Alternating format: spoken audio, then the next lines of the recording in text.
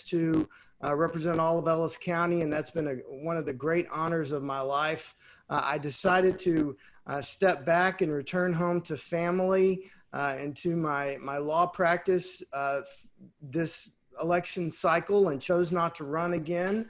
My current term will end on January 12th of 2015. These are interesting and challenging times, and if I could just diverge for just one moment to thank all the people out there that are, everyone's being impacted, of course, by the pandemic, but there are some folks that are certainly having an outsized role in our community at this time. And I want to thank the educators. The school year just started, the new school year. It's filled with challenges, but they're certainly stepping up. I want to thank healthcare professionals and our first responders as well. I personally, in my family, we've made an effort to support local businesses during this time, and I would encourage others to do the same. And those are my comments on the pandemic. The legislature meets every other year for 140 days. We last recessed in 2019, in May of 2019. Back when we recessed, everybody thought the big storyline for the next legislative session would be redistricting. Redistricting occurs every 10 years, and boy, we were wrong. There's going to be a whole lot of interesting issues coming up for the next legislative session that starts in January of 2021, and I will let Jake speak to that. Back in 2014, when I first ran for this office, I got to know Jake Ellzey. And Jake was also running for state rep back in 2014, and he and I struck up a friendship. He is really a good man and a good person. He's a family man. He's married, got a lovely wife, Shelby, and two beautiful children. Jake is a graduate of the United States Naval Academy. He had a very distinguished career in the United States Navy as a fighter pilot, retiring from the Navy. He currently works as a pilot for Southwest Airlines. He has a history of service, including service to our state. He was appointed by Governor Perry, to the Texas Veterans Commission, and he has served in that role for a number of years. I think we were fortunate that roughly, 8 years ago, Jake decided to move to Midlothian and call Midlothian home, so we can claim him as a resident here in Midlothian. And we are fortunate that voters elected Jake to be our next state representative. So with that, I just want to say that I am excited to be home. I'm excited to continue serving the community in a volunteer capacity. And I'm excited to see the successes that I know Jake will have as our next state representative. So with that, I'd like to turn it over to Jake.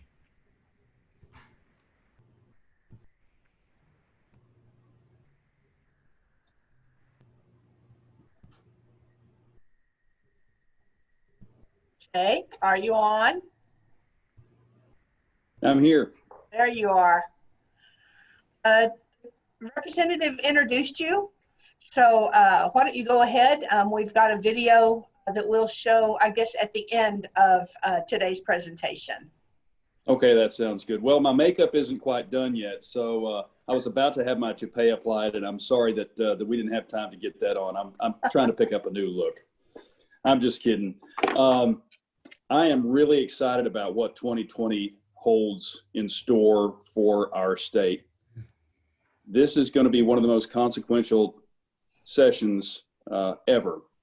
And what's interesting is, after I was so grateful to win the primary in March, my family and I went on vacation for about a week. And the world we came back to 1 week later was vastly different than the one we have today. So there's going to be a lot of interesting issues, not only the priorities that we've had before, but new ones, and the priorities that we had before are going to be affected in different ways. But first, let me say it's really kind to hear what John had to say about me. We have become friends. We did become friends in 2014, and his service to this community is truly lifelong. And I think as soon as he came back from Texas A&M, he went into service for his community, and his service isn't done. One of the things that I'd like to pick up from John, and that I've learned a lot from John over the last 6 years, is he is one of the most thoughtful people that I know. And when he looks at any problem and anybody asks him any question at all, there will be a pause, because he's going to sit there and think about it. He doesn't have a ready-made answer, because most questions are different in one way, shape, or form. And he will think about the answer before he gives it. And that's something that I aim to take down with me to Austin, is emulating him in that regard. He's also very logical. That thoughtfulness goes a long way towards how you effectively produce policy down in Austin that is going to be so necessary for the future of our state for many reasons. And he's passionate about our community, but he's dispassionate in how he forms his policy and the policies that he has put forth as our representative. I'm very grateful to follow in his footsteps, and they're very big shoes to fill. And I'm very grateful that I can pick up the banner that he has sent my way, and I'm excited about serving this community. By now, most of you probably know my biography, so I'm not going to discuss that. Rather, I'd like to talk about the consequential session that we're going to have going forward.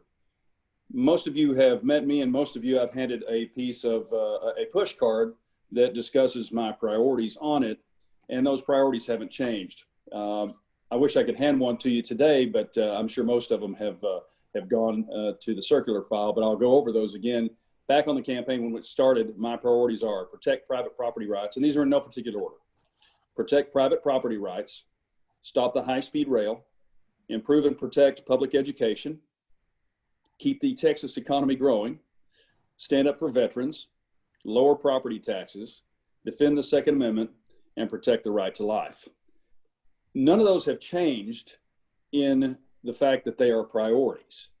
Some of them have changed in what direction we're headed. For instance, keep the Texas economy growing. It's time to get the Texas economy growing again. Improve and protect public education. I have an 11-year-old daughter and an 8-year-old son who are going to public school right now, and they're in our home. And we're doing it, we're all sharing the Wi-Fi right now as I'm talking to you via Zoom. They're on Zoom as well in their classrooms. Lower property taxes. Oh boy. Where to start with that one, and we can talk about with that one for a long time, and we probably will. Protect the right to life, no less important today than ever before, and perhaps even more now in this presidential campaign. I'm not here to talk politics with you. I'd rather talk policy and what I see going forward and what I've heard as I talk to my prospective fellow members. So those are some of the things that are still at the top of my mind, as again, stopping the high-speed rail. And people in this community have different opinions about that for various reasons. And we can discuss that later offline. I am still opposed to it. That eastern side of the county is our breadbasket. And we can't afford to put a private company allowing them to have eminent domain that would set a new precedent of legal issues that has never been before accomplished. And I'm still against that. As it's currently envisioned, and will continue to be that way very fervently, without question. So what are the new issues that we see coming forward as a result of the coronavirus pandemic?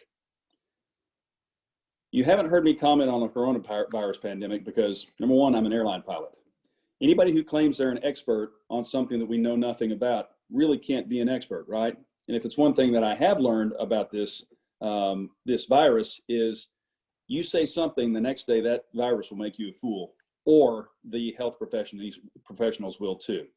So there will be a time for discussing this. My time will come on January 12th when I take the oath, and we will see what the actual data has shown us on how severe this is. There can be no mistaking, though, that it has severe second and third order effects of shutting down an economy, keeping kids from being in school. People in some degree of panic or another, depending on where you live, and creating a vacuum in big cities of no stores being open and nobody out on the streets, which has led to some bad behavior for numerous reasons, as well as protests that people have varying opinions on. But job number one, once this election is over, we won't have a speaker. So job number one, who's our speaker going to be? It remains to be seen, based on the election, on whether there are going to be more Democrats or Republicans in the House. And the numbers of those as that makeup will determine who the Speaker of the House is going to be. As you well know, Speaker Bonin is no longer running, and so we will have to elect a new Speaker. We will probably have 11 or 12 new members who have never been a part of the legislature before in the Republican caucus. That's the hope from my perspective.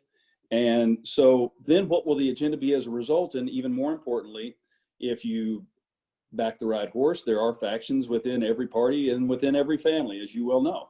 But what committees assignments will be granted after that. So that's an interesting part to start job one. We know who the governor will be. We know who the lieutenant governor will be. So the Speaker of the House, the third of the big three, that will be an interesting perspective to watch going forward. And since I'm not a member of the Republican caucus yet, I'm not privy to those conversations and really can't give you any indication on what direction that might be. So the second issue is, what are we constitutionally required to do at the legislature? Pass a budget. That's the only thing the Constitution requires us to do in the Texas state Constitution.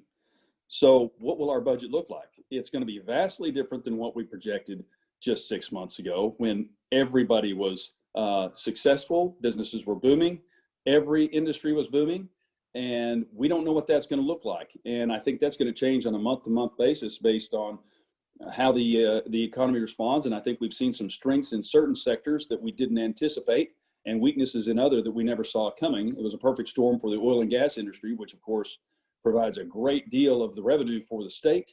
And right now there's tough times in the oil and gas industry, as there have been so many times in our history. So we don't know what that's going to look like right now, but we're going to, as a fiscal conservative, if the budget's not there, we're looking at cuts. Where those can be, I don't know. That's going to depend in large degree on what committees I'm on. People have often asked me what committees would I like to be on, and I often say that I'm a military man and I'm an airline pilot. Transportation and veterans issues are passions of mine. So I'd see those as easy fits, but I wouldn't presume to guess I wouldn't call them major, but they are more prominent committees such as appropriations. I wouldn't dare to guess what I might be on, but that remains to be seen. So what's the budget going to look like? I can't tell you, but I guarantee this: I will be very open and forthcoming and communicative with the folks in this community about what that looks like. And I'm sure there will be lots of questions about where that goes. And I want to address one thing. People are worried right now about pretty much everything. We've been on spring break since March in our house, and with nowhere to go. Most of the places have been closed down except for the beach. And as an airline pilot, I know that we are going to the Panhandle of Florida quite a bit at our airline, and I see new jets there every day. I took a trip to Panama City Beach the other day, and we are full. People are going to the beach in Florida. I can guarantee you that. We ought to see if we can't get them to come down to Galveston a little bit more, but it's hard to beat the beauty of the Panhandle of Florida beaches. I'm sure Doug's gone down to his place a couple of times, and I know Doug was supposed to introduce me, and I want to thank Doug for supporting me all these for the last couple of years, and his support has helped me out a lot, and I really do appreciate it. So that's just an aside, but back to the priorities. What's next? Redistricting. Well, if you look at the state constitution on redistricting, there's Doug's motto: access, self-storage. So thank them for sponsoring this series. Redistricting. Every 10 years there's a census, and when that census information comes out, usually in the middle of the session, you address those issues and redistrict everything from county commission precincts to state house, Texas State House, to Texas Senate, to United States House of Representatives districts. Based on most projections, we will gain the state of Texas will gain 2 congressional districts. So then you have to worry about how those are made up. Well, Phil King is the chairman of that committee right now, and he has been working for many, many months on possible iterations of what that looks like, based on the assumption that we will get that information during the session. The Trump administration is, or the presidential, the administration, the federal administration is responsible for getting that data to us. I have heard projections that that won't be until July. Well, as John alluded to, every session lasts only 140 days. So sine die, or the last day of session by law, is May 31st, and only the governor can call a special session. So if that information from the census comes out in July, we will have a special session. However, the Constitution only addresses redistricting as addressing that during the first regular session after the census data comes out. But I think you'll see that happen in a special session during this year. I don't see our state representative district changing much, if at all. There are a lot of places that are actually, believe it or not, growing faster than we are, but we are right in the sweet spot of not changing at all. So we will continue to be Ellis County and probably a little bit of Henderson. I'm not privy to the negotiations on that committee, so I can't really tell you for sure. But the number one priority is to keep counties that are whole. So I anticipate no matter what, Ellis County will be whole. One of the other things that we need to look at as this pandemic has borne out, certainly at the state level, is power. Who has it? What can they do with it? And how long does it last? You're not going to get a single person to agree on everything that the governor has done or anybody else throughout this state on dealing with this pandemic. The last time this happened was 100 years ago, and there are various ways of handling it. I've heard numerous people say, well, China handled it. Yeah, China doesn't have the Constitution. They can do whatever they want to their people. Our government, our lives, our nation is based on the United States Constitution, and our state is based on the Texas Constitution, which is supposed to fall in line with the United States Constitution. That Constitution affords us rights that the Communist Chinese don't have, and most nations don't have. So it is true. We didn't handle it the same as anybody else. And has it been politicized? Sure. Are there lots of experts that don't know what necessarily they're talking about? Sure. As I said, if there were an expert, we'd probably had a vaccine by now. But people who proclaim themselves to be experts have been made out to be fools several times. And so, how's that going to go? I don't know. What other issues do we see coming? There's probably some that we don't see coming. Let's look at this. Are we going to have a free and fair election in November? Is it going to be free and fair from my point of view, or is it going to be free and fair from the Democrat point of view? And I think that you'll see that borne out throughout our country on Election Day and the weeks following, but not only there, but also in state houses across the nation, as all 50 states have to go through redistricting. If somebody feels disenfranchised, it's not been without precedent that one side or the other won't show up into the special session, so that you can't have a quorum, and suddenly you can't get any work done. So one of our former defense secretaries said there are known unknowns and unknown knowns and unknown unknowns. And since I am not elected yet, I don't know what those might be, and I'm pretty sure that there are going to be some trip ups along the way. What I can promise you is that I will try to serve to the best of my ability with a servant's heart, according to the word, according to our state constitution, with quiet professionalism.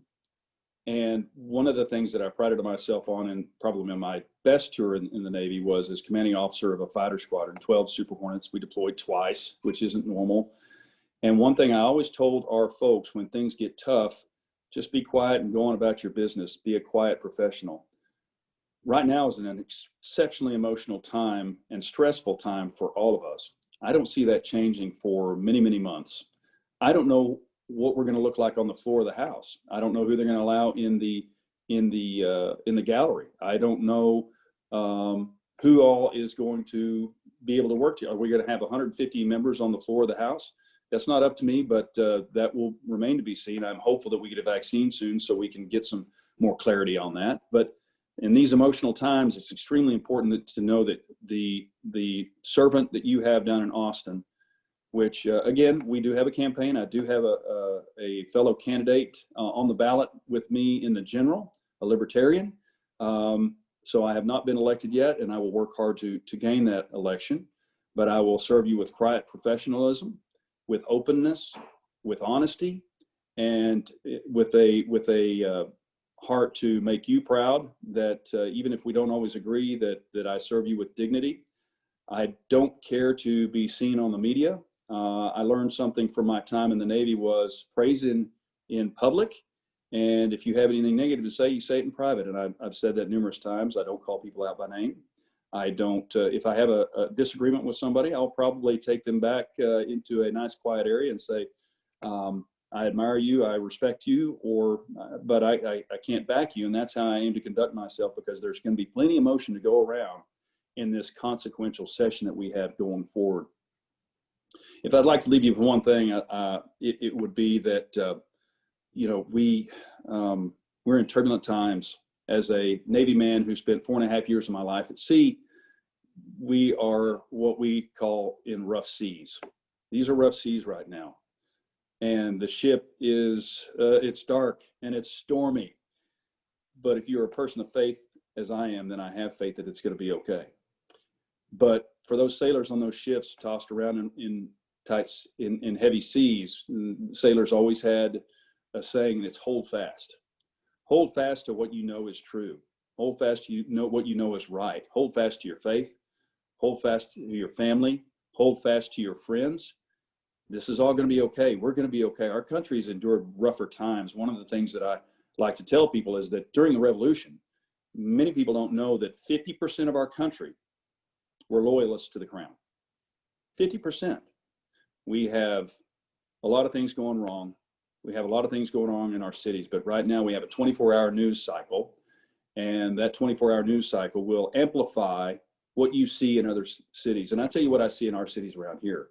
I see people who are bending over backward, of all races, creeds, nationalities, trying to be as polite and nice to each other as they can. And that represents our community, and I think that represents our state. And I aim to represent you that way down in Texas. I'm not an absolutist, but I like to leave with some absolutes that have kept me afloat for many, many years.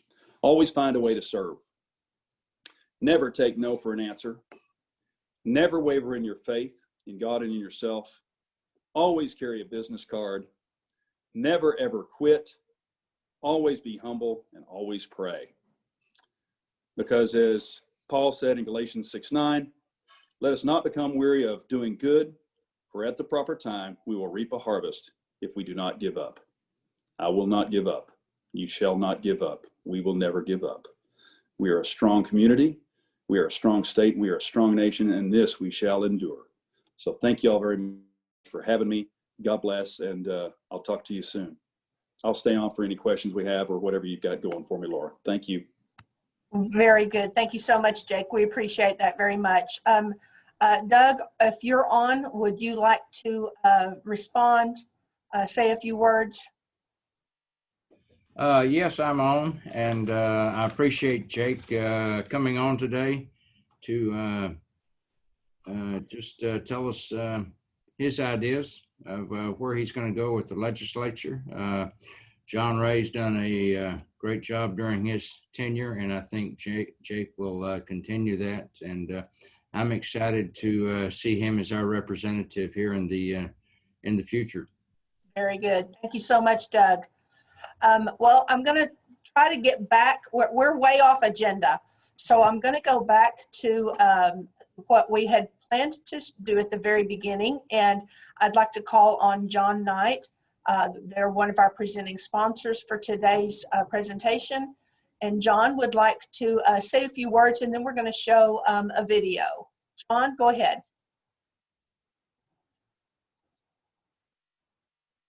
John, you're muted. Sorry. Yeah, this Zoom thing. It's interesting times for all of us. But yeah, John Knight with First Financial Bank. We're thrilled to be sponsors again this year.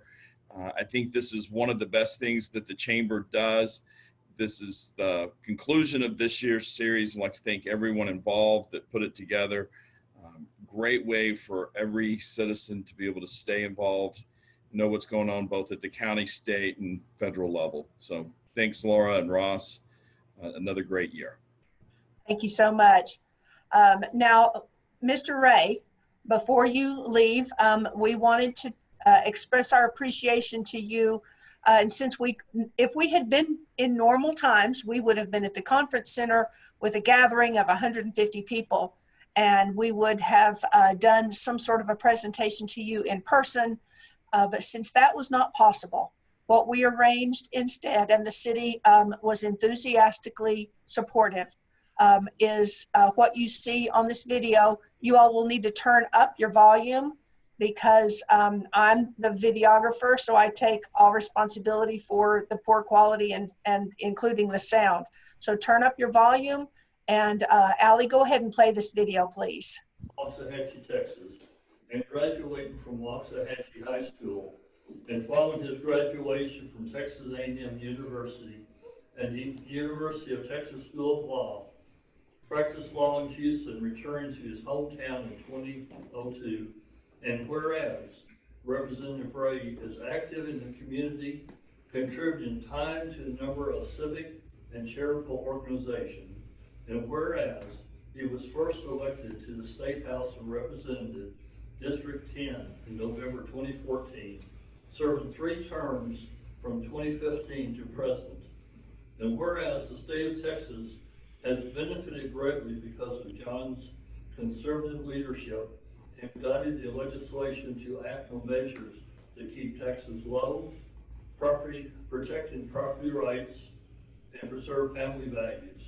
And whereas after proudly serving this district over the past 6 years, Representative Wray announced his retirement, choosing not to run for another term. And whereas on behalf of the entire council, I want to express my sincere appreciation to Representative Wray for his service and wish him much happiness as he begins this new chapter in his life.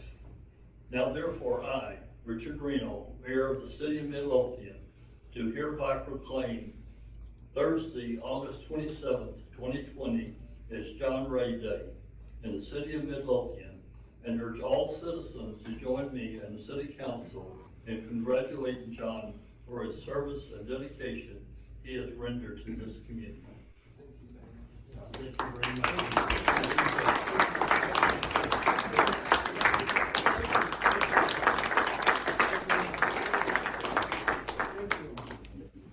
Good luck.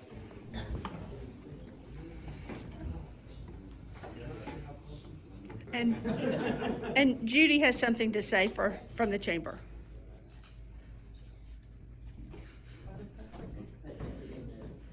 On behalf of the Midlothian Chamber of Commerce, first we just want to thank you for your service to our businesses and organizations. And also I have greetings from Senator Ted Cruz, who is speaking at our legislative series tomorrow. Yeah. And he wanted to be a part of this tonight when we were honoring you. And so on behalf of the Midlothian Chamber and Senator Ted Cruz, I'd like to present you with this commendation, and thank you so much for your service. Thank you, that's so very kind. Thank you. Thank you all, thank you.